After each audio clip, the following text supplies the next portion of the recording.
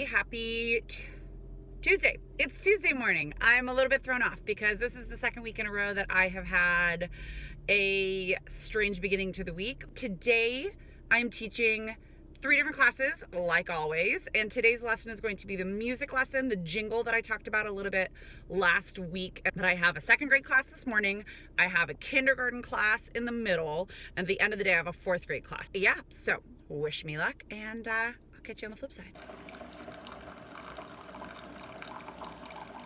Okay, so it's Wednesday. I wasn't sure. I had to look at the board. The board says Wednesday. So I'm going to say that today's Wednesday. And today is the first day of a new lesson that we have. It's number 12 out of 13, which means the end of the year is coming. But I just wanted to show you really fast. It's a nutrition lesson. And I know that in a lot of school districts, I know that mine is not alone in this, nutrition is a part of physical education that is often forgotten or kind of like skimmed over because physical activity is what everybody really thinks about when they're talking about PE, when they're talking about physical education. It's always about fitness and movement, but like healthy eating and learning how to make healthy choices and eating for energy is something that I feel is very, very important for kids to learn about. So I pushed really hard for my team to bring one of our like roving traveling lessons that we bring to every single school in every single elementary school in my district. I wanted it to be about how to make healthy choices and how to just be like, I don't know, just so that they can kind of understand that there are different types of energy that food gives you and how to try to look at food as an energy source and eating for fuel and starting to develop that healthy relationship with food for kids early on. So what we're doing is we're going over basically, it depends on the grade level, but like TK through grade 2 has one sort of lesson, and then the other grades 3, 4, 5 have like a higher level. But basically everybody's learning about the 5 food groups. They're learning about different foods that end up in those food groups. The older kids, we talk a little bit about the effect that foods have on your body and on your brain. And so we talk about different types of energy. And there's this one really good TED Ed video that talks about the effects of food on the brain. And like it shows this graph of when you're eating like really refined flour and sugar, and your energy spikes up and then just like plummets. And so kids can kind of like go, oh yeah, I totally know that sugar crash feeling. And then it shows like eating whole grains and legumes and like more foods that take longer to digest. And we talk about like the fire, and it takes a little bit longer to burn that fuel, and how like your energy goes up, and then slowly comes back down. So we're trying to get that like into their little heads. But so I just taught this lesson for the first time. I taught it twice. I taught it first in a 3rd grade class.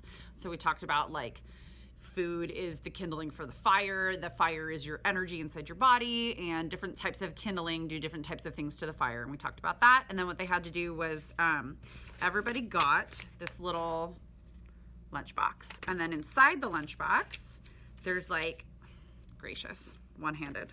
I'm not very good at this. There is so you can see here, there's a little like space. This just folds down so you saw the cover. The older kids, were asking them to record their meals for the past 24 hours, what they ate today, what they ate last night, and what they ate yesterday, just so they can kind of see if there's anywhere that they could make little adjustments to their meals. And like the really important part that I like to talk about here is that it's not that you're eating bad stuff and you have to change everything, but like if there are things that you could change, maybe that's just something to be cognizant of.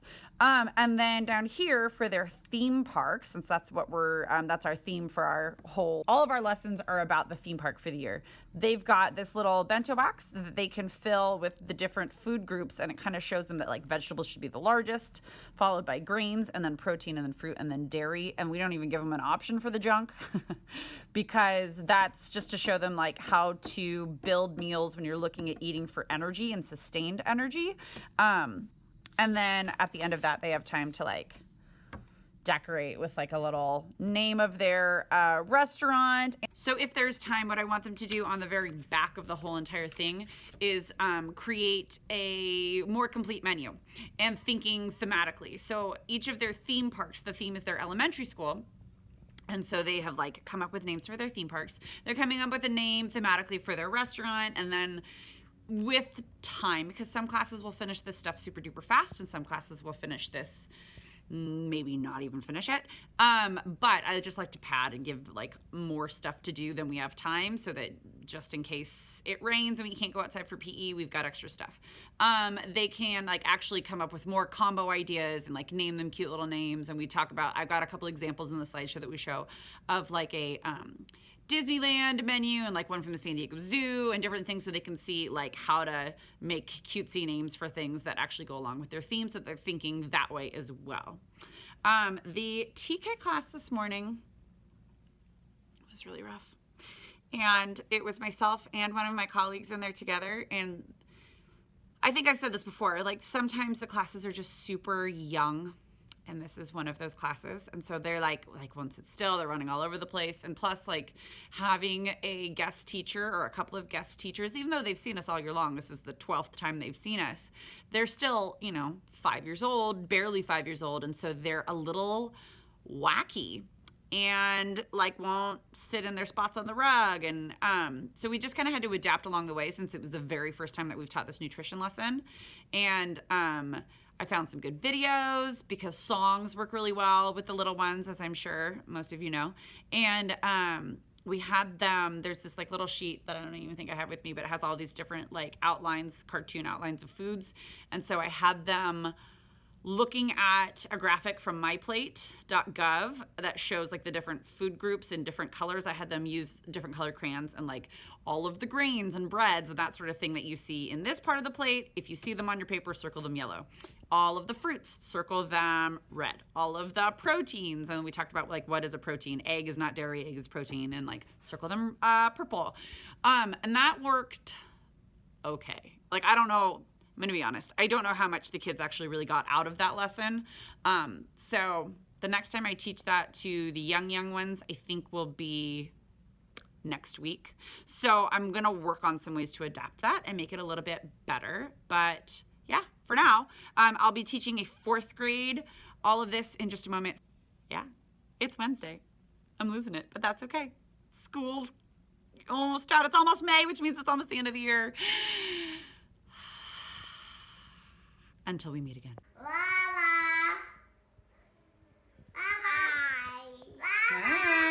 Hi. Who are you talking to, little girl? I think she's talking to me. Oh, on the phone? Hi. Oh, talk to her. Hi, Lois. Hi. Let's go, Mommy. Okay, just a minute. I'll be right there. So, this Wednesday, well, this week, I totally forgot that it was Wednesday. Every Wednesday, my son has gymnastics at 4:30 p.m. and when I got home at about 2:30, luckily my mom said, so what time, she has the kids during the day, she goes, so what time is gymnastics? And I was like, oh, it's gymnastics today. I was totally gonna forget. And so luckily she reminded me, otherwise we would have just missed the session and that would have been money not very well spent. So we were about to head out to gymnastics. Yeah, so this should be very interesting, bringing my bonkers teething baby to a very crowded gymnastics gym. Wish me luck.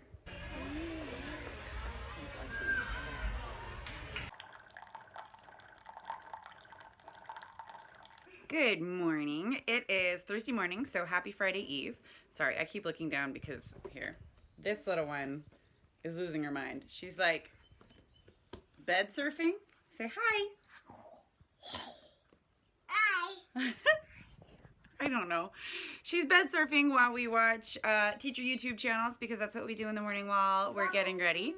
And I just wanted to pop on really fast because I got really exciting news yesterday. I got a call from my assistant principal at my home school, the school where I taught for my whole entire teaching career before I started this special assignment traveling position. And I got the news, the news that I get to go back there next year. And it just takes this huge weight off of my shoulders. I know it's like one of those things where other people who are not teachers can say very easily like, well, but you're going to be teaching next year. Like, you know, you have a job because you have tenure. So why is that so stressful? And it's like, you know, if you teach one thing, then like, what's the difference if you, am I sitting on you? Here. I've heard the question, like, if you teach one thing, what's the difference if you teach something else? Like, you just prepare different material, and like, beyond the ignorance of that question. It's knowing where I'm going to be, knowing that I'm going to be with my friends, and like basically be back home and be at the school that is close to my house, the school where I feel like I belong. The only reason I left in the first place was just because I was pregnant with this one right here, and I felt like I needed a little bit of a change for a couple years. I wanted to see what it was like in the elementary world, and it's nuts. No, it was really fun, and it was a great experience, and that's something that I will continue to keep talking about because I feel like I've gained a lot of great perspective. And I have a lot of insight, I think, that I can offer even to a high school classroom. But knowing that I'm going to go back and do what I wanted to be doing when I wanted to become a teacher, which is teach English, is so exciting. So I'm actually going to be going back into the English classroom, and it's very possible, actually likely, right now I'm slated to also teach beginning French, which is exciting. I've never taught French before, but it's what I got my degree in. So I have a subject matter authorization tacked on to my English credential. And don't think I wasn't on Pinterest all night long, like pinning. You can tell I'm a little tired. I was like excited, and I didn't sleep at all last night because I'm so excited to go back to the classroom. I have this flexible seating. I know. There's a bird.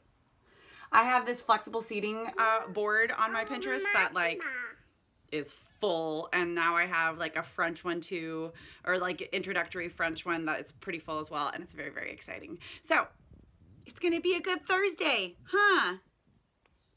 Yeah.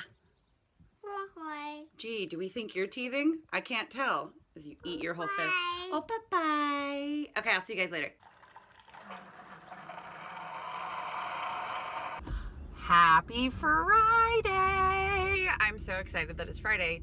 I am so excited in general because I've been riding the high of finding out about my assignment for next year, and it is so relieving and exciting, and like all I want to do right now is read all the literature that I could possibly teach, anything that I could possibly make like into a list for kids for a book club. Like, I just want to do all the things, and I want to read like all the teaching books I can get my hands on, because I feel like I've got my own teacher renaissance going on here, and my like fire is reignited, and I'm not even in the classroom again yet. It's just like knowing what it's going to be like, and like going through my old curriculum and thinking through the old projects and stuff I used to do and how I can tweak them. And I haven't taught English in like 5 years.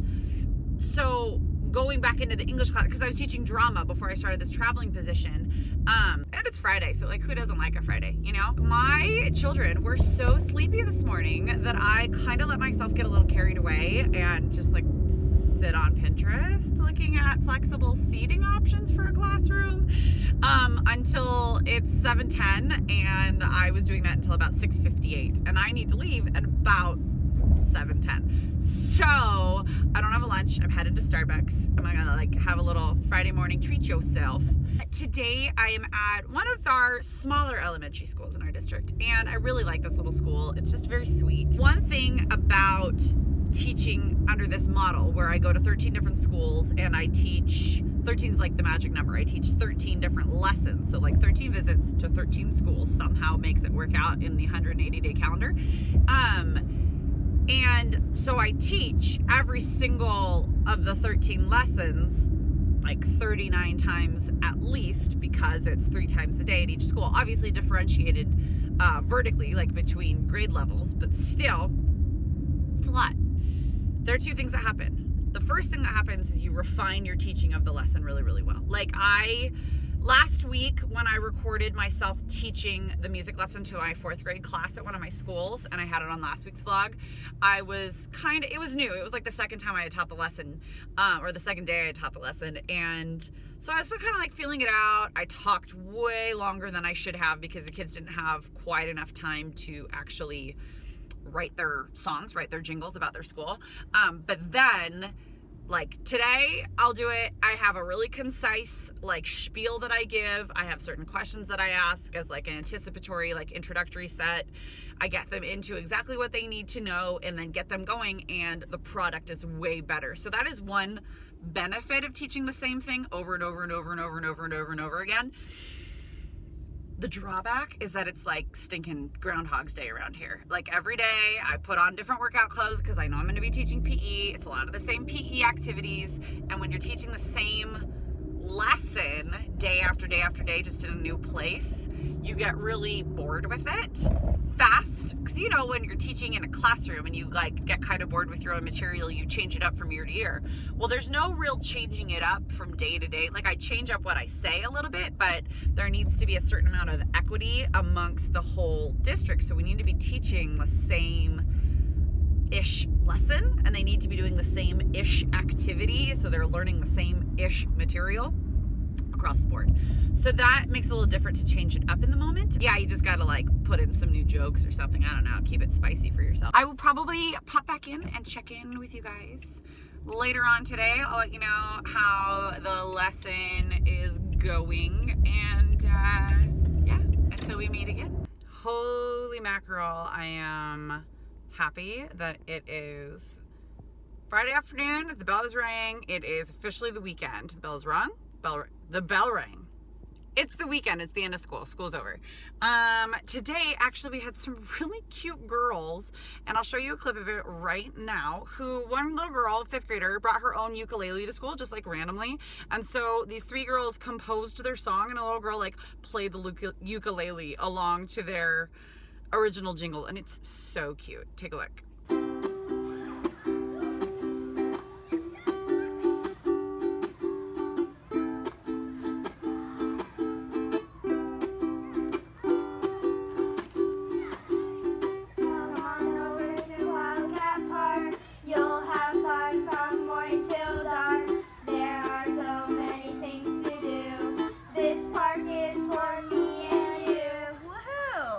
Is that not the cutest thing ever? And they were so sweet, and they were 2 of the girls, the ones not playing the ukulele were girls that I had last year. And so like I just randomly was like walking through the hallway, going to like find somebody in the office, and they were like, Mrs. Morris, you want to hear our song? And I was like, yeah, I do. And then they played it, and I was like, can I take a video? That's the cutest thing I've ever heard. And they're just so sweet, and I love when like moments like that where they're like, we're gonna write more songs this weekend and have a sleepover and sing. And I was like, I bet your parents are gonna love that. But it's just so sweet when they get all like inspired and they have so much fun. So it's something cool that I get to take with me into the weekend. I think I'm gonna go home and have a movie night with my husband and my kids and just chill out, because even though it was a short week for me because I didn't work on Monday, it was just a long week. And next week is the beginning of May, which means it is all downhill from here, and I get to start dreaming up ideas for my new classroom next year. And I'm sort of obsessed with flexible seating right now, so I'm trying to figure out how to really make that work and make that something that's actually like productive and not taking away from instruction and from learning. So I'm excited about all of that. And with that, I say have a wonderful weekend, and I will see you next week. Bye-bye.